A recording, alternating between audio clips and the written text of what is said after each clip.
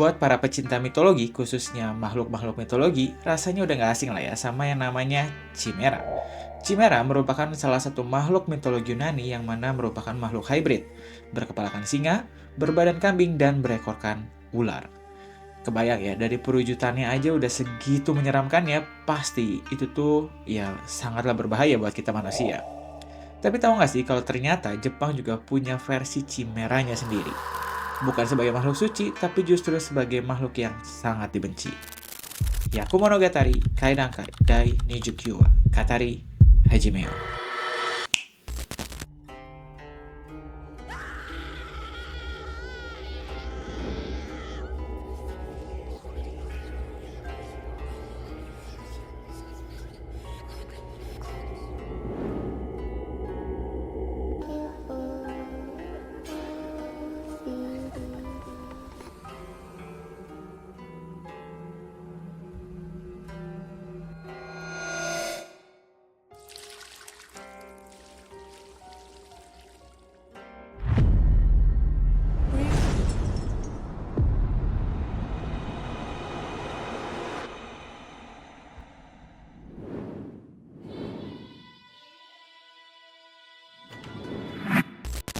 Nue, kalau dibedah dari bentuk kanjinya, kanji Nue ini tuh terbentuk dari dua buah kanji, yaitu kanji Yoru yang artinya malam dan kanji Tori yang artinya burung.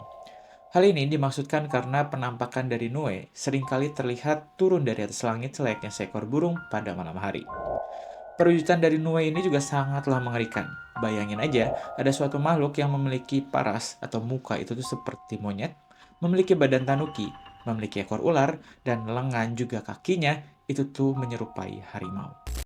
Nue merupakan salah satu yokai tertua yang tercatat dalam sejarah. Kemunculannya pertama kali ada di Kojiki, yang merupakan catatan sejarah awal Jepang. Kemudian muncul lagi di ensiklopedi periode Heian bernama Wamyo Reijusho, dan di Heike Monogatari, sebagai salah satu catatan perang sipil paling berdarah di Jepang dan kisah tragis dari klan keluarga di Jepang. Nue nggak sama dengan makhluk mitologi Jepang lainnya seperti Kirin, Baku, Ho-Oh, ataupun lainnya, yang mana dianggap sebagai makhluk suci.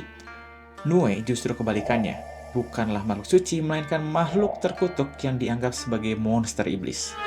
Ya, hal ini juga selaras sih sama sifat dari Nue yang memang sangatlah buas dan gak segan untuk menyerang manusia. Salah satu cerita dari serangan Nue yang paling terkenal adalah kejadian di Kyoto pada musim panas tahun 1153. Pada saat itu, Kaisar Konoe mulai mendapatkan mimpi buruk setiap malamnya dan juga badannya terjangkit suatu penyakit yang aneh.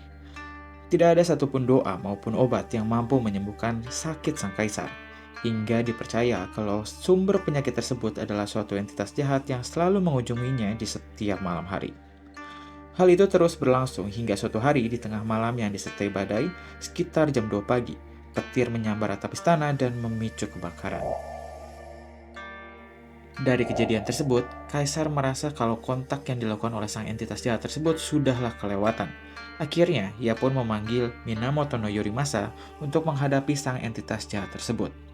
Yorimasa membawa teman yang sangat ia percayai, yaitu Ino Hayata, untuk bersama-sama memburu sang entitas jahat. Ino Hayata ini juga bukanlah sekedar orang biasa, melainkan orang yang sangat ahli dalam memanah. Dia pun membawa serta busur legendarisnya yang ia peroleh dari Minamoto no Yorimitsu. Di tengah malam, tiba-tiba bertiuplah angin aneh yang disertai dengan munculnya awan hitam di atas langit.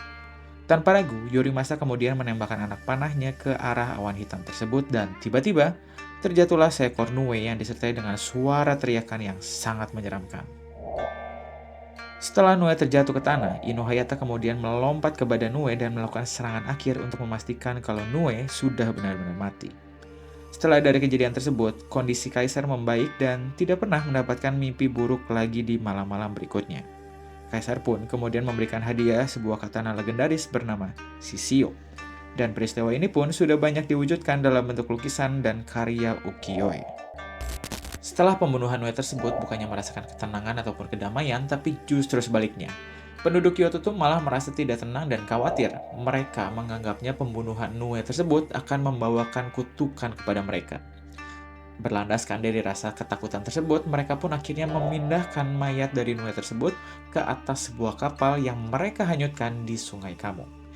Kemudian, Sungai Kamo membawa kapal tersebut sampai ke daerah desa Asia, yang mana ada di prefektur Hyogo.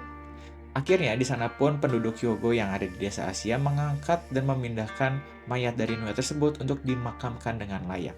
Dan makam dari Nue tersebut disebut sebagai Nuezuka. Buat kalian nih yang bilang cerita yokai itu tuh hanya sekedar fiktif belaka atau cerita isapan jempol belaka, termasuk juga cerita yokai Nue kali ini, rasanya mungkin kalian perlu mikir-mikir ulang atau mungkin kalian perlu dibawa nih ke tempat-tempat yang memiliki keterkaitan sama yokai Nue. Yang pertama, kayak tadi udah disebutin, ada Nuezuka yang mana merupakan makam dari Nue. Salah dua yang terkenal adalah ada yang di kota Osaka dan juga di Kyoto.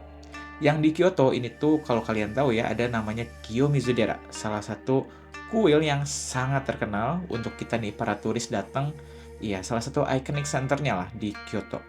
Dikatakan di Kiyomizu-dera tuh ada Nue yang dimakamkan, makanya bisa ada Nuezuka di sana. Berikutnya ada Nue Pond atau kolam Nue, yang mana ada di daerah Nijo area atau di Nijo Castle lah ya, daerah situ. Dikatakan kalau si kolam dari Nue ini tuh, kenapa bisa disebut kolam Nue? Karena katanya waktu dulu Yorimasa setelah membunuh dari Nue yang tadi diceritain, dia tuh mencuci anak mata panahnya yang berlumuran dengan darah Nue itu di kolam tersebut. Makanya disebutlah kolam Nue atau Nue Pond. Berikutnya adalah Shinmei Jinja yang merupakan kuil di mana tempat Yorimasa berdoa sebelum berangkat untuk membunuh Nue. Dan karena sudah berhasil membunuh Nue, sebagai ucapan terima kasihnya dia memberikan salah satu mata panahnya untuk disimpan di kuil tersebut. Dan hingga saat ini, si mata panahnya itu tersimpan dengan baik di kuil Shinmei Jinja. Yang bahkan setiap tahunnya nih akan ada festival di bulan September yang mana si mata panahnya itu tuh akan ditunjukkan ke publik. Jadi ya 4 doang cukup lah ya untuk mewakilkan kalau misalnya ada bukti-bukti sejarah yang berkaitan dengan Nue. Jadi masih mau bilang kalau misalnya cerita yokai Nue itu hanya sekedar fiktif belaka? Selain dari 4 itu, sebetulnya cerita-cerita dari yokai Nue itu masih banyak lagi dan masih ada juga beberapa tempat lainnya yang memiliki keterkaitan sama yokai Nue. Tapi rasanya dari 4 itu aja sudah cukup lah ya untuk menjadi dasar pertanyaan balik nih buat kitanya. Jadi memang bener ya, di zaman dulu tuh yokai Nue bener ada.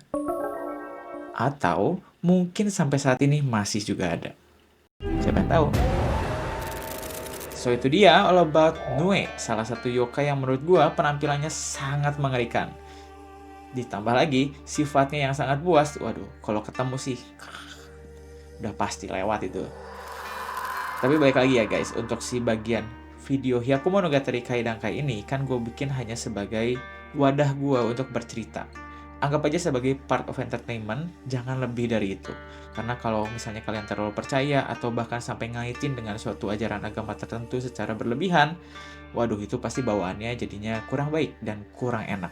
Anggap aja sebagai gua bercerita, cukup itu aja. Ya jangan lupa lah ya, template YouTuber seperti biasa guys. Tolong bantu di subscribe, di like, dan juga di komen. Dan di share juga kalau misalnya kalian mau. Ya kalau nggak mau juga harus, enggak lah ya, bebas.